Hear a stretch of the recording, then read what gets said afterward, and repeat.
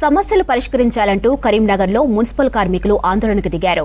కరీంనగర్ జిల్లాలో బీఆర్టీయూ ఆధ్వర్యంలో నగరపాలక సంస్థ నుంచి కలెక్టరేట్ వరకు ర్యాలీ నిర్వహించారు.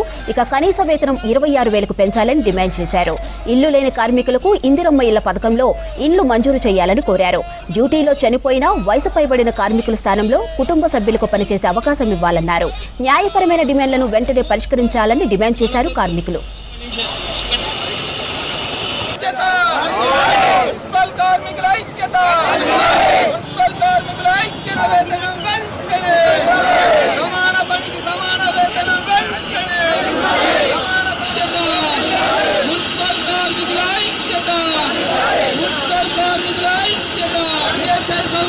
బీఆర్టీయూకు అనుబంధంగా ఉన్న కరీంనగర్ నగరపాలక సంస్థలో పనిచేస్తున్నటువంటి పారిశుద్ధ్య కాంట్రాక్ట్ కార్మికులందరూ ప్రధానమైనటువంటి 4 డిమాండ్లను పరిష్కారం చేయాలని చెప్పేసి మున్సిపల్ కార్యాలయం నుండి కలెక్టరేట్ వరకు భారీ ర్యాలీని నిర్వహించి ఇలా ఈ ప్రభుత్వానికి కలెక్టర్ గారి ద్వారా ఒక మెమోరాండాన్ని సమర్పించబోతా ఉన్నాం.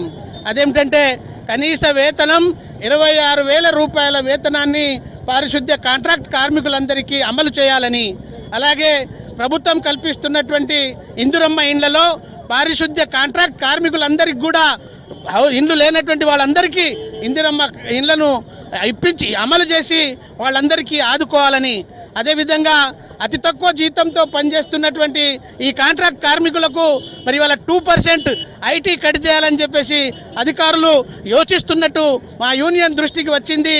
ఎట్టి పరిస్థితిలో ఆ 2% ఐటీ కటింగ్ను రద్దు చేయాలి, అమలు చేయకూడదని ఈరోజు కరీంనగర్ మున్సిపల్ వర్కర్లు ర్యాలీ చేస్తూ ఉన్నారంటే దానికి ముఖ్య కారణం కరీంనగర్ మున్సిపల్లో ఉన్నటువంటి అధికార యంత్రాంగమే దీనికి బాధ్యత వహించాల్సిన అవసరం ఉంది.